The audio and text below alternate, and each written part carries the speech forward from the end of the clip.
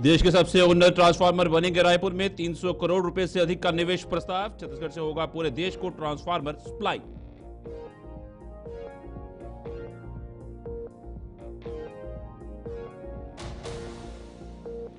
पूर्व मुख्यमंत्री भूपेश बघेल ने दिया महत्वपूर्ण बयान, कहा विष्णुदेव साय के सुशासन में पत्रकार सुरक्षित नहीं।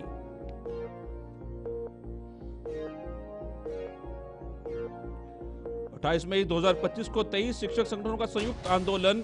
1,80,000 शिक्षक करेंगे जनहित के मुद्दों को लेकर आंदोलन।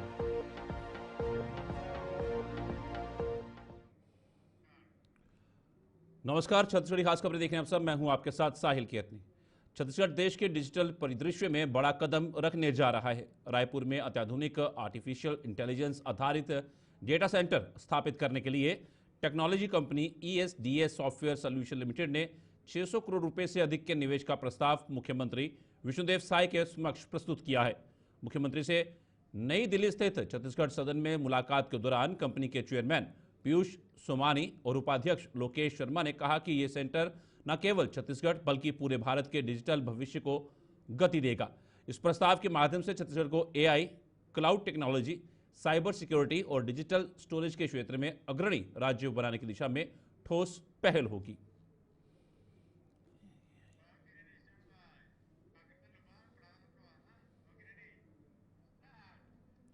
मंत्रिमंडल के विस्तार को लेकर राजनीतिक गतिविधियों और चर्चाओं में तेजी आई है, जिससे यह स्पष्ट होता है कि इस मुद्दे पर सियासी दलों के बीच मतभेद और प्रतिस्पर्धा गहराई से चल रही है। इस बीच पूर्व मुख्यमंत्री भूपेश बघेल ने वर्तमान सरकार के कार्यों को लेकर गंभीर प्रश्न उठाए हैं।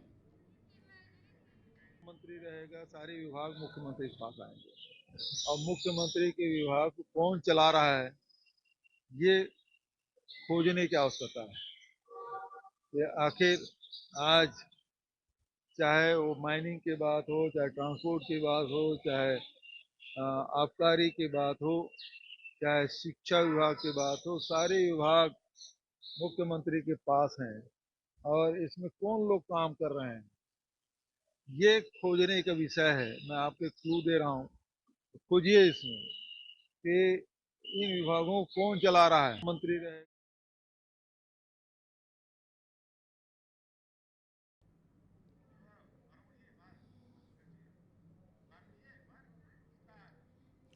राज्यपाल रमन डेगा के मुख्य आतिथ्य में राजभवन में स्काउट्स और गाइड्स छत्तीसगढ़ राज्य स्तरीय अलंकरण समारोह आयोजित किया गया।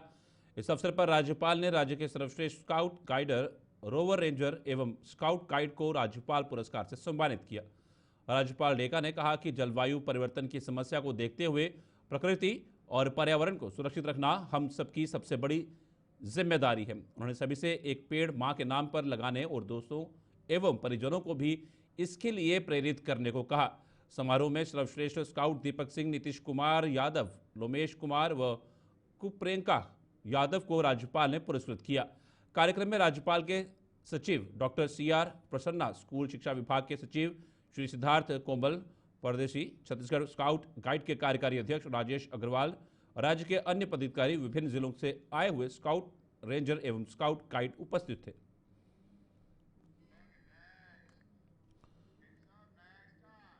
विकसित भारत के सपने को साकार करने की दिशा में छत्तीसगढ़ एक और बड़ी छलांग लगाने जा रहा है। देश की प्रतिष्ठित कंपनी करमवीर इलेक्ट्रॉनिक्स लिमिटेड ने रायपुर में अत्याधुनिक ट्रांसफार्मर निर्माण इकाई स्थापित करने का प्रस्ताव मुख्यमंत्री विष्णुदेव साय के समक्ष प्रस्तुत किया। इस इकाई में 300 करोड़ रुपए से अधिक का निवेश किया जाएगा, जिससे छत्तीसगढ़ का नाम देश के सबसे बड़े ट्रांसफार्मर निर्माण केंद्रों में शामिल हो जाएगा। इस अवसर पर कंपनी के प्रबंध निदेशक श्री विवेक जैन ने मुख्यमंत्री से छत्तीसगढ़ सदन नई दिल्ली में मुलाकात की। बैठक में प्रस्तावित परियोजना की रूपरेखा, निवेश संभावनाओं और रोजगार सृजन के आयामों पर विस्तार से चर्चा हुई।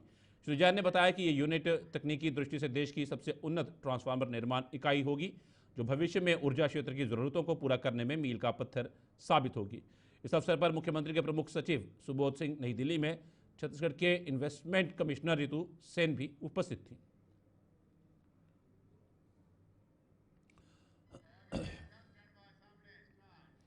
छत्तीसगढ़ की पूर्व मुख्यमंत्री भूपेश बघेल ने हाल ही में एक महत्वपूर्ण बयान दिया, जिसमें उन्होंने पत्रकारों की सुरक्षा के मुद्दे पर गंभीर चिंता व्यक्त करते हुए कहा कि विष्णुदेव साय के सुशासन में पत्रकार सुरक्षित नहीं है। उनके इस वाक़ये में ये स्पष्ट होता है कि वर्तमान राजनीतिक वातावरण में पत्रकारों की स्वतंत्रता और सुरक्षा एक महत्वपूर्ण सवाल बन चुकी है। उन्होंने आगे कहा कि अगर उनके पक्ष में कोई खबर है तो ठीक है, वाहवाही होती है। यह दर्शाता हुआ कि सकारात्मक रिपोर्टिंग के लिए कुछ हद तक प्रशंसा दी जाती है। हालांकि बघेल ने चेतावनी दी कि अगर व्यवस्था के खिलाफ कुछ बताने या कवर करने की कोशिश की जाती है तो पत्रकारों पर हमले हो रहे हैं। इस स्थिति का प्रभाव उन पत्रकारों पर पड़ रहा है जो अपनी जिम्मेदारियों का निर्वहन करते हुए सच की खोज कर रहे हैं और इसके परिणाम स्वरूप उन्हें अपनी सुरक्षा के लिए संघर्ष करना पड़ रहा है। आखिरी में उन्होंने निंदा करते हुए कहा कि जिस तरह से लोकतंत्र के चौथे स्तंभ पर हमले हो रहे हैं, मैं उसकी निंदा करता हूं। यह स्पष्ट करता है कि वे न केवल पत्रकारों की सुरक्षा के प्रति सजग हैं, बल्कि पूरी पत्रकारिता के अधिकार और स्वतंत्रता का भी समर्थन करते हैं।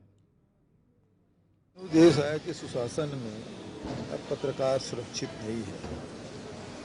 यदि उनके अनुकूल कोई खबर हो तब तो बढ़िया है, वाह वाह है, लेकिन यदि व्यवस्था के खिलाफ कोई खबर कवर करने भी जाए, चलाना दूर की बात, कवरेज करने भी जाए तो पत्रकारों पे जानलेवा हमला हो रहा है और उसे अपनी सुरक्षा के लिए संघर्ष करना पड़ रहा है। रात भर पत्रकार लोग, ये मैं पत्रकार साथियों की जो साहस है उसके प्रशंसा करता हूँ, लेकिन जो सरकार जो निरंकुश हो गई है, जिनको लोकतंत्र में विश्वास नहीं है और प्रजातंत्र के चौथे स्तंभ पर जिस प्रकार से हमले किए जा रहे हैं उसकी मैं निंदा करता हूँ और विष्णुदेव से यही कहूँगा कि आगे इस प्रकार से पत्रकारों के साथ दुर्व्यवहार न हो, इस बात का ध्यान रखें।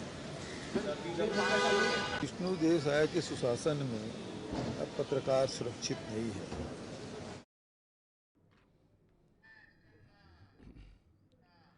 प्रदेश के 23 शिक्षक संगठनों का संयुक्त मंच आगामी 28 मई से एक वृहद आंदोलन करने जा रहा है, जिसमें विभिन्न 4 मांगों को लेकर यह आंदोलन किया जा रहा है। साथ ही साथ धरना प्रदर्शन कर महानदी भवन मंत्रालय का घेराव करेंगे और अपनी मांगों को सरकार के साझा करेंगे।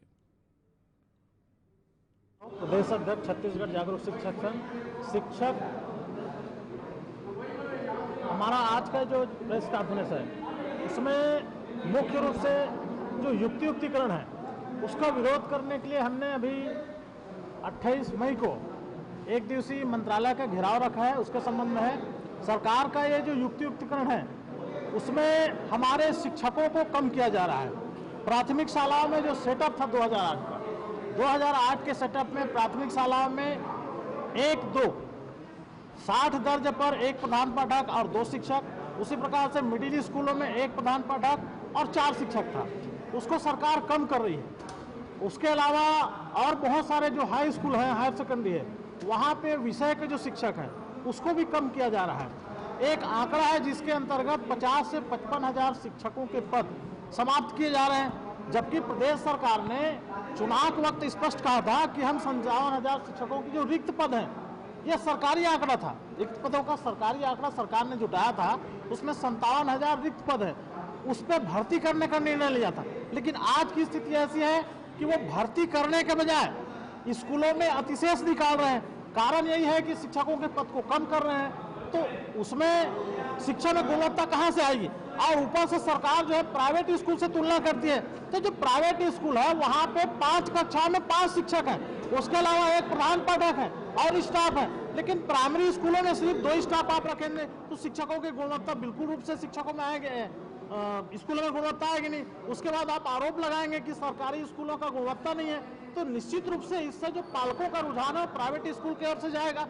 इसलिए हम स्पष्ट आरोप लगा रहे हैं सरकार पे कि सरकार सुनियोजित तौर पे सरकारी स्कूलों को बंद कर रही है, रोजगार खत्म कर रही है।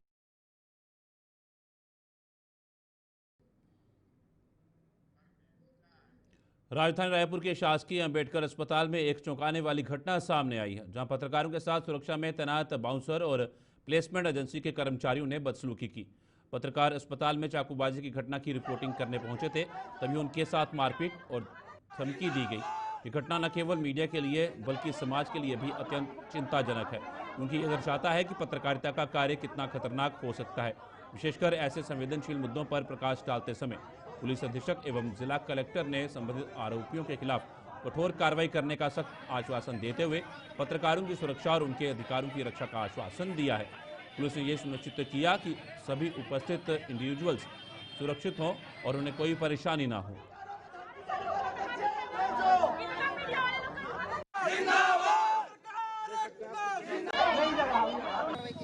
जो भी धाराएं हैं, यदि इनकी हथियार अवैध हैं तो अवैध हथियारों की धाराओं के तहत, क्योंकि हम तो वही लगाए हैं अभी 25-27 आर्म्स एक्ट है, इसमें यही है। क्योंकि उनको हमने जब लिखा तो उनके पास उस समय कोई लाइसेंस नहीं था। बाद में यदि लाइसेंस पेश किया जाता है तो हम लाइसेंस निरस्तीकरण की कार्रवाई। सोमवार को राजधानी रायपुर के तेलीबांधा स्थित छत्तीसगढ़ बीज एवं विकास निगम कार्यालय परिसर में आयोजित संक्षिप्त कार्यक्रम के विभागीय योजनाओं के बेहतर क्रियान्वयन हेतु प्रदेश के सभी 33 जिलों के लिए अधिकारियों और वाहन प्रदान किया गया। इस दौरान कृषि विकास एवं किसान कल्याण मंत्री रामविचार नेताम ने अधिकारियों के वाहन को हरी झंडी दिखाकर रवाना किया। इस दौरान उन्होंने मीडिया से चर्चा कर अपने विभाग की जानकारी मीडिया के सामने दी। प्रदेश में खाद, बीज और उर्वरक की स्थिति को स्पष्ट किया। वहीं रामविचार नेताम ने कांग्रेस द्वारा किसानों की परेशानियों को उठाए गए सवाल पर कहा कि किसानों को खेत तक जाने दीजिए, हम किसानों को कोई समस्या नहीं आने देंगे, उनकी समस्या के लिए हम बैठे हैं। अपने दिल दिमाग को पूरी तरह से दुरुस्त करना चाहिए। हमारे सरकार के समय में कोई पलायन नहीं कर सकता। अरे किस लिए पलायन करेगा? भरपेट उनको अनाज दे रहे हैं, खाद्यान्न पहुंचा रहे हैं, हर महीने उनको जो है माताओं बहनों के उनके खाते में 1000 रुपया पैसे पहुंचा रहे हैं, हर गरीब का घर बनवा रहे हैं। कैसे पलायन करेगा? तो इस तरह से पलायनवादी नेता का बयान हो सकता है। हमारे ट्राइबल समाज के लोग जहाँ पे एक बार बस जाते हैं वहीं पे उनका देवी देवता स्थापित होता है। तो ऐसे लोग कभी पलायन नहीं करता, वो मिट जाएगा, मर जाएगा, लेकिन अपना घर बार को छोड़ेगा नहीं। सीजीसेट 2024 परीक्षा का आयोजन हाल ही में किया गया, जिसमें लगभग 1,65,000 परीक्षार्थियों ने भाग लिया था। लेकिन परीक्षा के एक वर्ष बीत जाने के बाद भी परिणाम घोषित नहीं किए गए हैं। इससे परीक्षार्थियों में भारी चिंता और तनाव है। परीक्षार्थियों का कहना है कि परिणामों में देरी से उनके भविष्य की योजनाओं पर नकारात्मक प्रभाव पड़ रहा है। वे अपनी योग्यता के अनुसार नौकरियों की तलाश नहीं कर पा रहे हैं और उनके मानसिक स्वास्थ्य पर भी इसका गहरा प्रभाव पड़ रहा है। परीक्षार्थियों ने विभाग और संबंधित मंत्रियों से अनुरोध किया है कि उनके परीक्षा परिणाम यथाशीघ्र घोषित किए जाएं। इससे उन्हें अपने भविष्य को साकार करने में मदद मिलेगी। क्षमता सिंह, जांजगीर चांपा जिला से सीजीसेट की अभ्यर्थी हूँ और यहाँ पर हम सभी जो हमारी परीक्षा का जो रिज़ल्ट वो बहुत देर हो गया है, लगभग साल भर होने वाले हैं, रिज़ल्ट अभी तक आया नहीं है। इसके लिए हम यहाँ पर आए हुए थे ताकि हम सरकार से आप लोगों के माध्यम से अपनी बात रख सकें। अभी हमारा शिक्षा का जो नया सत्र शुरू होने वाला है, यदि रिज़ल्ट में इसी तरीके से वो और भी देरी करते हैं तो आने वाले सत्र में हम किसी भी महाविद्यालय में अप्लाई नहीं कर पाएंगे। जो हम पढ़ा सकते हैं या एक्सपीरियंस गेन कर सकते हैं, हम उसके लिए भी अपात्र हो जाएंगे। जी, कितने लोगों ने एग्ज़ाम दिया? लगभग 1,65,000 लोगों ने ये एग्ज़ाम दिया था और अभी लगभग इसमें 6% लोग पास होते हैं। तो मान के चलिए 5 से 6,000 लोग अभी इंतज़ार कर रहे हैं कि वो एग्ज़ाम पास कर सकते हैं, लेकिन अभी भी रिज़ल्ट उनके हाथ में नहीं है। भारत में मानसून ने तय समय से हफ्ते भर पहले दस्तक दे दी है। दक्षिण पश्चिम मानसून को आगे बढ़ने के लिए अनुकूल परिस्थितियां बनी हुई हैं। छत्तीसगढ़ में 5 से 6 जून तक मानसून पहुंचने की संभावना है। नौतपा के पहले राजधानी रायपुर समेत प्रदेश के कई इलाकों में बदली और बारिश का मौसम रहा और आज नौतपा का दूसरा दिन है। सुबह से ये बौछारें पड़ती रही। ठंडक से मिली राहत के बाद दोपहर को उमस ने लोगों को परेशान किया।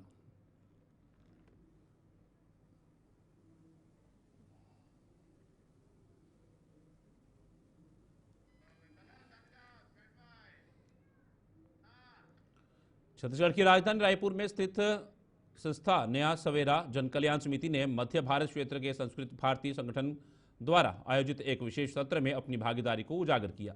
यह विशेष सत्र 19 मई 2025 से 31 मई 2025 तक रायपुर के सुरौना इलाके में स्थित KPS स्कूल में आयोजित किया जा रहा है। इस विशेष शिविर के दौरान पंडित कृष्ण संस्था ने भोजन व्यवस्था में सहायता प्रदान करने के लिए एक प्रमुख भूमिका निभाई, जिससे यह सुनिश्चित किया जा सके कि सभी प्रतिभागियों को उचित और संतोषजनक भोजन उपलब्ध हो सके।